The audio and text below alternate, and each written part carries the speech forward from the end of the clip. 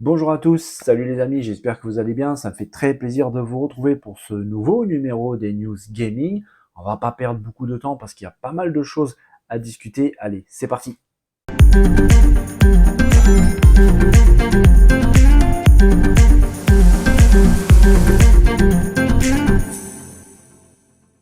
6 ans, déjà 6 ans, bientôt 6 ans que le Xbox Game Pass existe. On n'a pas vu le temps passer, perso je me suis pas rendu compte du tout. C'est devenu presque normal, naturel, une habitude d'avoir le Xbox Game Pass à la maison.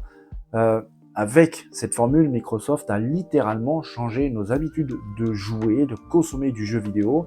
Avec un abonnement, vous avez accès à un catalogue très fourni, avec beaucoup d'exclus, avec des jeux qui sortent Day One en abonnement. C'est vraiment une très bonne idée.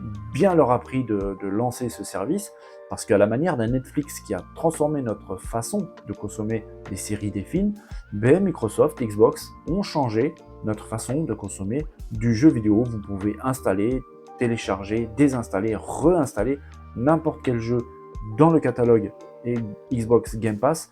C'est très pratique, ça permet d'essayer à moindre frais beaucoup de jeux auxquels on n'aurait jamais pensé essayer et très souvent de découvrir des pépites. Et depuis le début de ce Game Pass, Microsoft avait laissé une possibilité d'essayer le Game Pass pour 1 € symbolique. Eh bien, c'est terminé.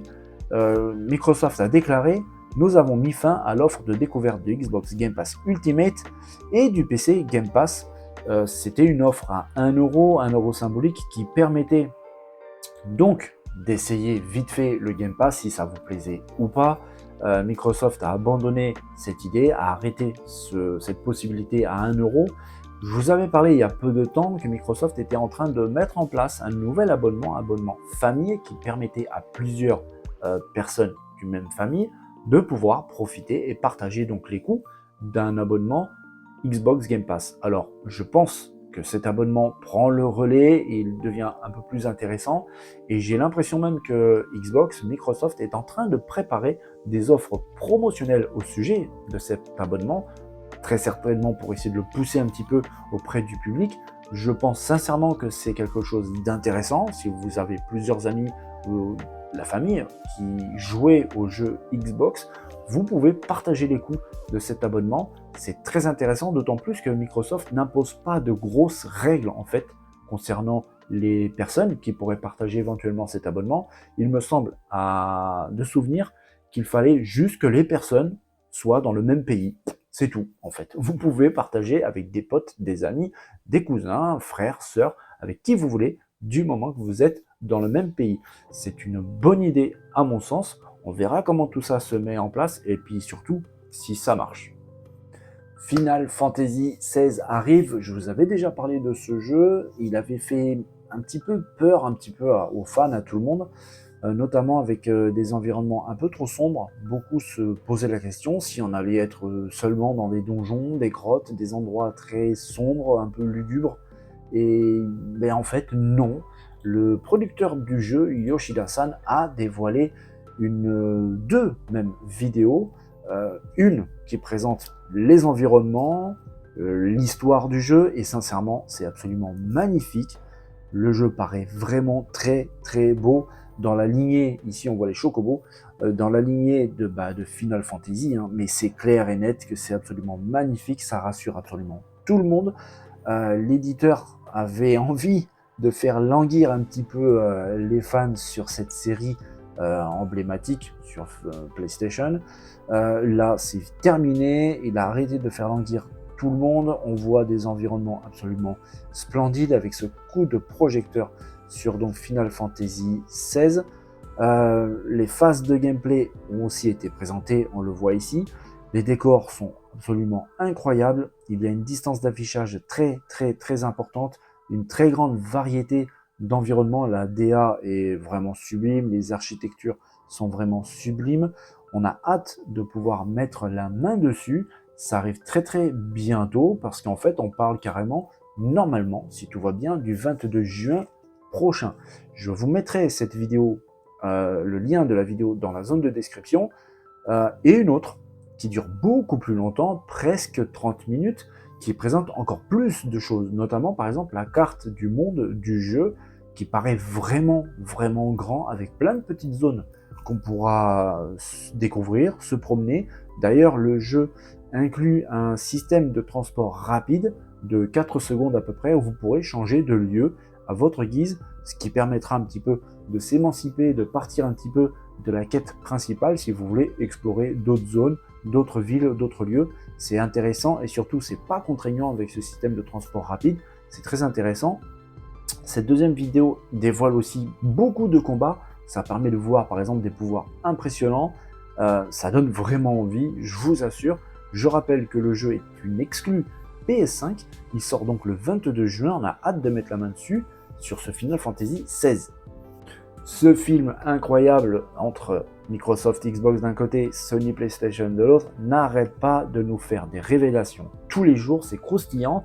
Vous savez très bien que Microsoft Xbox essaye d'acheter Activision Blizzard King pour la modique somme de 69 milliards de dollars à peu près, une broutille. Sony PlayStation n'accepte absolument pas ça. Vous savez que les entités antitrust européennes, anglaises, américaines travaillent à ce sujet. On attend bientôt leur révélation sur l'accord ou non de cet achat. Et aujourd'hui, une nouvelle révélation vient de tomber et sincèrement, elle a une portée symbolique très forte, voire même carrément historique, parce que c'est tout simplement la JFTC, donc l'entité antitrust japonaise, qui est la Japan Fair Trade Commission, donc JFTC, qui a tout simplement déclaré, a examiné l'opération et est parvenu à la conclusion qu'il était peu probable qu'elle entraîne une restriction substantielle de la concurrence dans un domaine commercial particulier.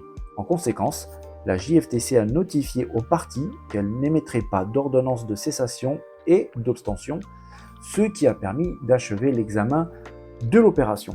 Alors en fait, qu'est-ce que ça veut dire? Ça veut dire tout simplement que les bureaux de l'antitrust japonais a officiellement, avec ce message, déclaré qu'il était OK pour le rachat d'Activision Blizzard King par Microsoft. Et c'est absolument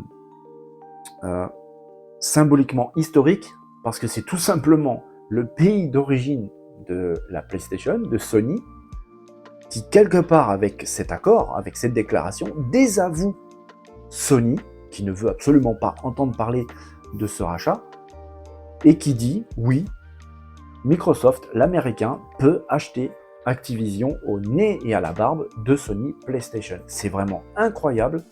Petit à petit, je vous l'avais dit dans les précédentes vidéos, Sony est en train de se retrouver tout seul, isolé, littéralement, vraiment, à tel point que là, c'est carrément l'antitrust japonaise qui a validé l'achat d'Activision King Blizzard par Microsoft. J'imagine à quel point on ne doit pas bien se sentir dans les locaux, dans les bureaux de Sony, parce que s'il y a bien un pays sur lequel ils pouvaient éventuellement compter d'avoir un petit peu d'appui, c'était bien le Japon, mais là, absolument pas du tout.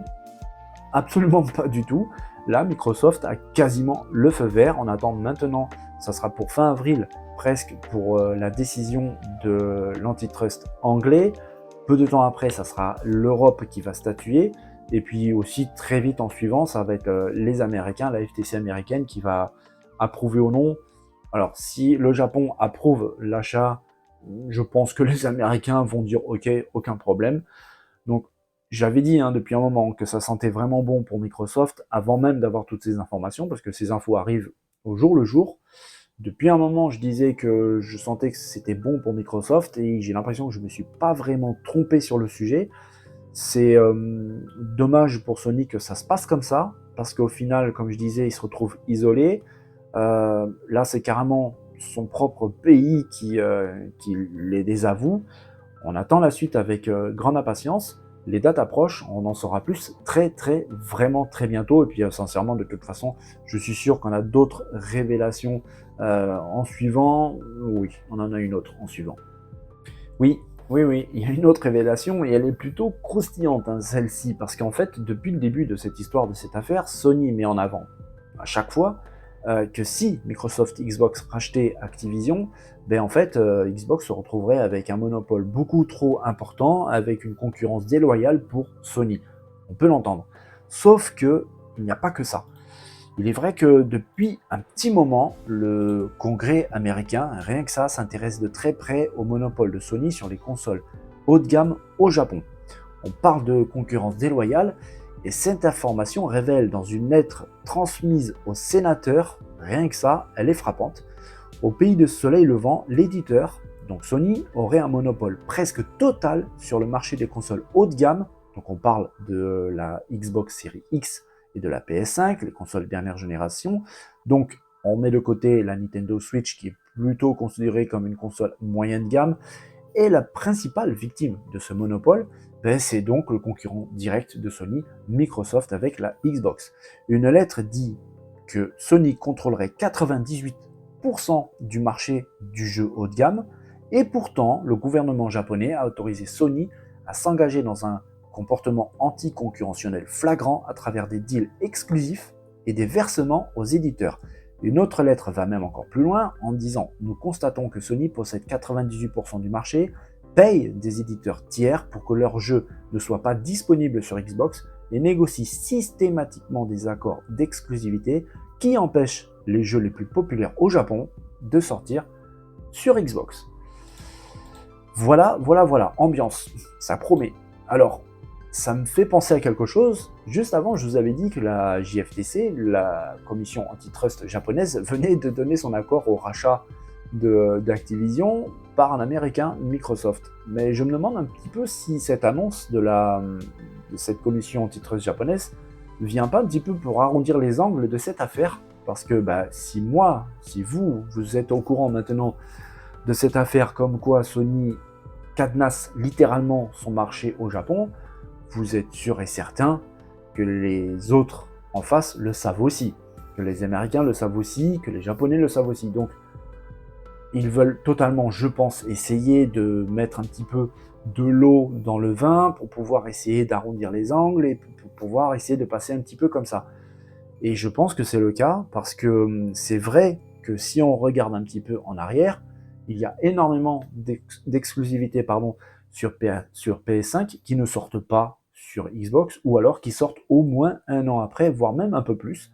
Et c'est vrai que quand on voit le marché japonais, il est bien sûr, la Nintendo Switch est tout en haut, mais au niveau console haut de gamme, les dernières générations, c'est la PS5 qui est littéralement devant. Si on essaye un petit peu de prendre un peu de recul, on sait que traditionnellement, Microsoft a énormément de mal sur le marché japonais. La seule machine qui a vraiment réellement marché, entre guillemets, c'était la Xbox 360. La Xbox One a fait un flop total. La X se vend un peu mieux et la S, par contre, marche plutôt pas mal au Japon. Mais dans l'absolu, la PS5 est largement devant et il est vrai que Sony pratique des choses qu'on pourrait qualifier un peu de anti-concurrentionnelles avec des versements d'argent aux éditeurs, des accords à chaque fois très durs pour empêcher la sortie de tel ou tel titre majeur sur la console du concurrent d'en face. Alors, est-ce que les sénateurs vont lancer une enquête? Apparemment, oui, d'après ce que j'ai entendu. Évidemment, Microsoft est OK pour cette enquête. Après tout, ils se font un petit peu embêter par Sony depuis un petit moment au sujet du rachat d'Activision. Donc, ça serait de bonne guerre un petit peu de leur envoyer la balle. On verra un petit peu où tout ça va nous emmener, mais c'est vraiment incroyable de voir toutes ces évolutions, toutes ces révélations chaque jour, des choses relativement importantes quand même. Est-ce que les sénateurs vont finalement laisser tomber parce que de toute façon le gouvernement japonais a donné son accord du rachat d'Activision par Xbox, donc ça peut faire descendre un petit peu la pression. On verra. De toute manière, les dates concernant le feu vert ou non de ce rachat approchent à grands pas. Personnellement, comme je l'ai déjà dit, ça sent plutôt bon. Et d'ailleurs, je le dis depuis le début, en fait, je sentais ça bien parti pour Xbox. C'est relativement vraiment intéressant parce que ça permet d'imaginer un petit peu le futur du jeu vidéo, et en tout cas un changement, je pense, majeur. En tout cas, pour l'instant, on laisse ça de côté, on y revient bientôt parce qu'à n'en pas douter, il y aura d'autres révélations bientôt. Voilà les amis, c'est tout ce que j'avais à vous dire pour aujourd'hui, c'est terminé pour aujourd'hui. Si cette vidéo vous a plu, n'oubliez pas de vous abonner, les pouces, les cœurs, Les abonnements, vous connaissez. La musique, moi, je retourne travailler parce que l'actualité, elle n'attend pas. En attendant, je vous souhaite à tous une belle et bonne journée. Prenez soin de vous, surtout, amusez-vous bien. Je vous dis à très très bientôt. Bye bye.